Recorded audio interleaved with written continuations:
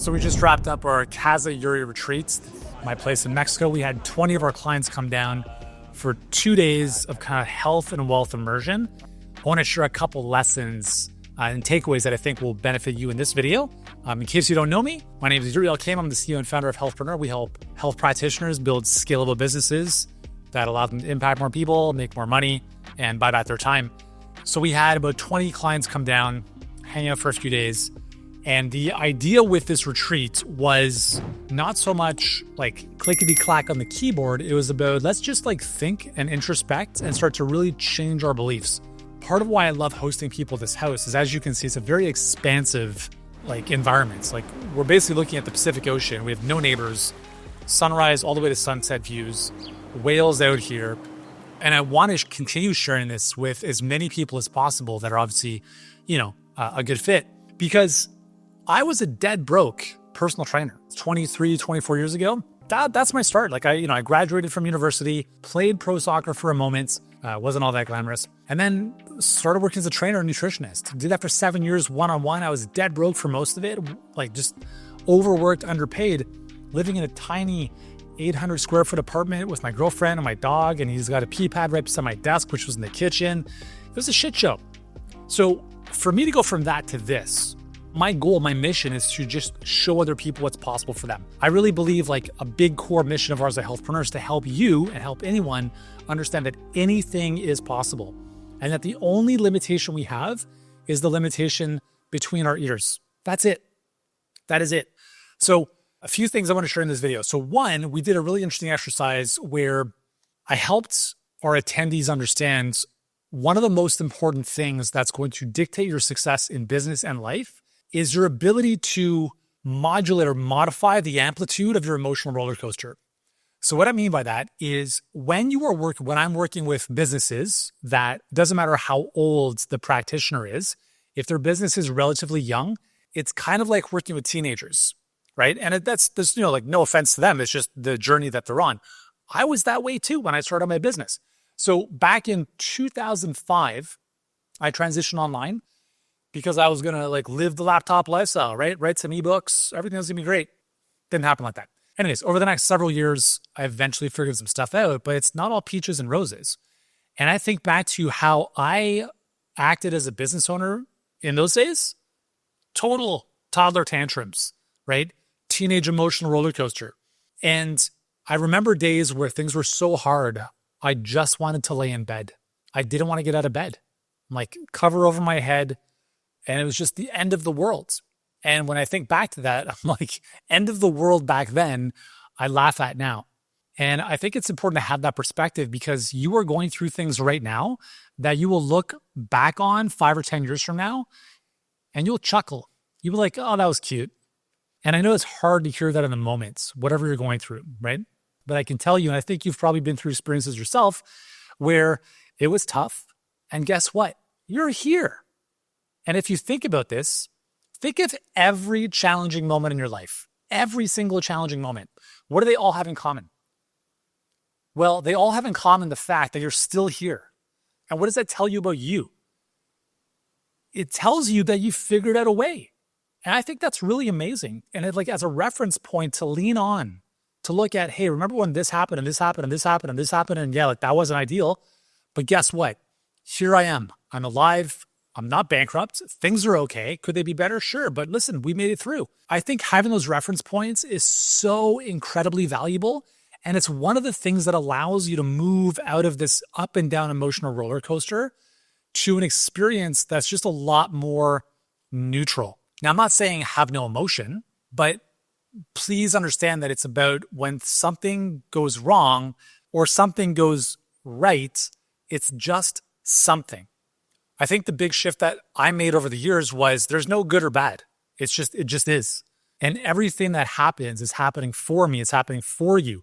And when you look at it like that, everything is a blessing and everything is meant to happen exactly as it's meant to, because if it was meant to happen any other way, it would have, but it didn't. So therefore, it's exactly as it's supposed to be. When you stop fighting that and just accept it, you get to roll with the punches with so much more grace in life. And you sleep better at night. I'm not saying like stress doesn't go away, but you learn how to better handle it. And you understand that what, a small little thing that used to stress you out now doesn't even shake you. And that just comes with time and I think perspective. So part of what we did at the retreat was doing some reflection and some exercises around that, and then really start to internalize when life gets crazy, whatever that is relative to the individual, how can we, instead of going up and down all over the place, like the change in behavior as a result of a stimulus, instead of it being like, I'm not going to come out of my room for the next 5 years, how do we go from that to, I'm going to take a couple breaths, and I'm going to keep moving, and it's okay. When you can learn how to do that, which we all can, it's a skill, your business starts to move in the right direction. Because here's the thing that a lot of people don't want to really consider is that you don't need more tactics. You don't need more strategy. You just have to figure your shit out. That's it. Because I can give you how is it possible? And you have clients like this too. How is it possible that you have a cohort of clients? They all do the same thing. They all get the same coaching. They all get the same system, and they all get different results. How is that possible? How is it possible that everyone who goes to school in the same faculty, same teachers, same courses, same curriculum, everything is the same, but everyone gets different grades? Why is that? Some people study like maniacs. Other people don't study at all. It's really simple.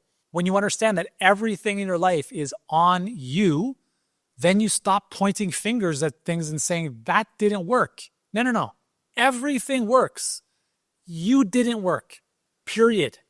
And I say that about myself too. As an example with content's really frustrating, right? You pour all your, a lot of, blood, sweat, and tears, hopefully not blood, into creating content for social, and most of it sucks. And I'm talking about myself here. I don't get mad and say I'm shadow banned and the algorithm's against me. No, here's the reality. And this is what I tell myself. I look in the mirror and I'm like, Yuri, just a reminder, your content is still shit. It's not good enough. It's not good enough. Now, don't cry about it because I'm not giving you a tissue, Yuri. Learn, model, learn what you don't know. There's something you are missing that other people know that you don't. And that gap, that blind spot is what's keeping you where you are with that content in mind. So number one, just take responsibility for everything. Okay. Don't be the victim. No one's doing anything to you. Everything's happening for you. Okay. I know it might sound shit depending on what's going on, but the faster you adopt that, the faster you maintain control and power of your destiny. I love tennis. So if you look at the best tennis players in the world, this is a really, really interesting thing. The Novak Djokovic's, Roger Federer's, Nadal's, etc. Now, obviously, technically, they're amazing. Physically, sure, but so are a lot of other players. But if you look at an example of Nick Kyrgios, who's arguably probably the most skilled tennis player in recent history, he's unbelievable. However, when he goes off, he goes way off. Wimbledon final against Novak Djokovic. First time ever in the final. I'm watching this thing and I'm thinking he's going to win. He's going to win. And I think it was around the second or early third set where something flipped in his mind and he went off. He went off the rail. Meanwhile, Djokovic, seeing what he's seeing, knowing the first two sets were not ideal, he's observing what's happening. He's staying calm, composed. And as soon as he sees Kyrgios kind of falling apart, that's when his mindset kicks in and he just goes through right to the win. I love that example because I think tennis is such a great example of how dramatic people can be when things are tough. But the best players, yes, they have their meltdowns. Yes, they have their moments, but they bounce back very quickly. They lose a point, next point right away. They don't dwell on it forever. And I think it's a great example and a great metaphor through which we can live a lot of our life, especially in business. So that's the first thing. It's kind of just modulating that amplitude.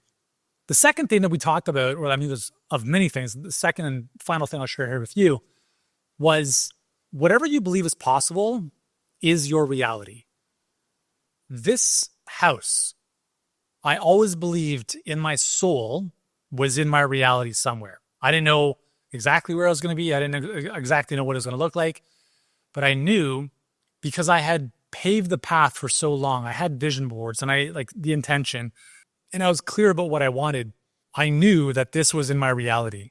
And when I was able to make it happen, I didn't feel like an imposter. To be honest, I had gone through the journey of imposter syndrome for a little bit, and I'll give you an example of that in a second. But when this house is this is a 20,000 square foot house. This is one of the nicest houses on the Pacific coast in the Western Hemisphere. That's what I've been told. And I don't feel like I'm out of place. Like I feel like, yeah, like it's obviously, that's the way I see it now. But I remember the first time I flew business class. And here's something. I want to just pause here for a second. As I'm sharing this with you, I want you to check in with how you're feeling about this. Are you feeling triggered in any way, shape, or form? Like, fuck this guy, he's talking about how cool he is in his house and whatever, or, oh, business class, whatever. Just check in on that, okay? Because this is part of the work. This is part of what we did at the retreat. It's those types of emotions that you're feeling as I talk about this, maybe that are not so positive, if that's happening. Those are the very things that are holding you back. Just stick with me for a second, okay? This is not about me bragging. This is about me sharing what's possible when you adopt these types of practices. First time I flew business class, I remember I was dressed up because I felt I had to dress up, right? Because what other people think makes a lot of, is important, right? So I'm sitting in business class and I feel completely out of place. I'm looking around, I'm thinking like, these people are going to find out I'm an imposter. I shouldn't be up here. Who am I, right? And so I went through that for maybe a couple trips. And then eventually I got to the point where I just felt more comfortable in my own skin. I did the work. And, after that, I just show up in business class wearing whatever I want. Doesn't matter. I don't need to be dressed up. Who gives a shit, right? So all of this to say that what you believe is true for you and what's possible for you becomes your reality. I felt out of place in business class because I didn't feel that was my reality. However, 10 plus years later from that initial moment in business class, I look at this house and we have staff supporting us, chefs, the whole bit. I feel completely at peace and deserving of all of it. Not because I'm selling drugs, but because I'm actually helping a lot of people in the process. And to be able to share this with you guys, with our clients, with friends, with team, with family, is part of why I wanted to create this in the first place. Again, my mantra has always been like, anything is possible. When I played pro soccer in my early 20s, I was a 10-year-old kid and I believed with every fiber in my being that I could play pro soccer. It was delusional. I didn't think anyone was better than me. I was a goalkeeper. And I remember somebody at one point asking me when I was a teenager, like, who's your favorite goalkeeper? I was like, well, Gigi Buffon, who played for Italy, but I don't think he's that much better than me. I'm like, dude, listen to yourself. You're delusional.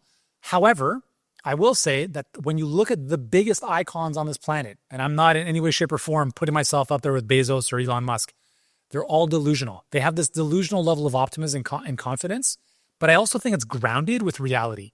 I have a very, very high degree of confidence in areas that I'm very good at, and it has served me well. But ballroom dancing, I might as well have two left feet. It's not going to happen. It could if I put the time and practice in, but at this current stage of my life, it's not my biggest area of expertise. So hopefully what you're getting from this is that you have dreams, okay?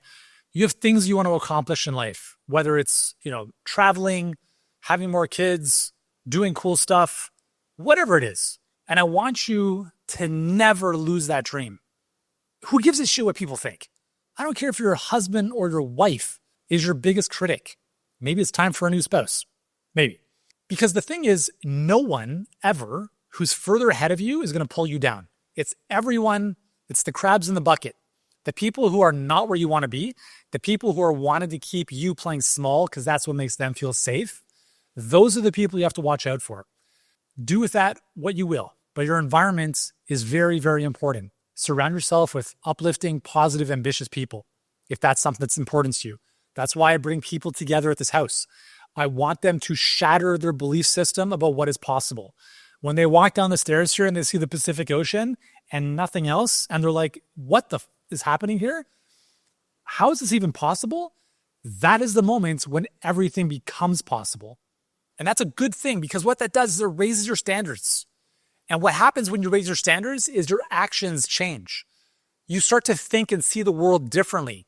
You start to act differently. You start to expect different things. So wherever you are now, please understand there's a much bigger game, and it's not about going and chasing more things and getting bigger and bigger things and more things. It's not about that. I'm happy even if I don't have this. I'm happy if I don't have most of the stuff that I have. I'm happy because of how I show up in this world. I love what I do.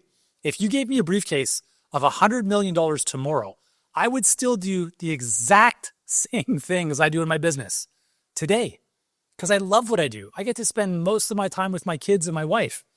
I'm active. I get to do cool things. I love that. Having cool stuff outside of that, I'm like, yeah, why not? Who's to say that we can have 5 houses and 25 cars? If that's what you want, don't let anyone else tell you you can't or tell you that that's not responsible. Why do you need 25 cars? Isn't one good enough? Says small people. Again, all the love and respect to them, but they're not on the same wavelength. They're not on the same playing field. You have big dreams. You have big ambitions. Put yourself in environments, surround yourself with people that lifts you up, that stretch you, and honestly, might make you feel uncomfortable. And I'll finish with this. So one of our team members was here and he was sharing this. He's like, honestly, being here pisses me off. I was like, he's like, tell me more. He's like, here I am sitting beside you. You're literally a couple months older than I am. And this is what you created. And it pisses me off in a really good way. And I love that because I do think there's a tremendous amount of value in that type of positive peer pressure, because what it's going to do for him is it's going to allow him to, you leave this experience and you just start to think and behave and believe differently. And again, I'm not here to, trigger someone, but that's from within. That's from within. And I do think I've been in situations where I'm like, I've been so pissed off. I've been so triggered, not like you're an evil person, but if this person can do it, I can do it. Like that type of trigger, and being in the right rooms around the right people is part of the reason why I'm at where I'm at in my life and in my business. And I wish the same for you. And again, if you want to be part of our community at Healthpreneur to elevate your business, your life, then, we'd love to have you if you're an awesome person who wants to help a lot of people and make money in the process. If you want to see how we do this with clients, there's a link below that will walk you through our system called the $1 Million Coaching Roadmap. You can check it out at the link in the description. For now, I'm going to stop talking. I'm actually going to go for a swim. It's kind of end of day-ish. Sun's setting in about 2 hours. I worked out earlier today, went for a nice walk. I was sweating, did a bunch of work. Now I'm going to finish the day with a nice 20-minute swim, and maybe next time you'll join me.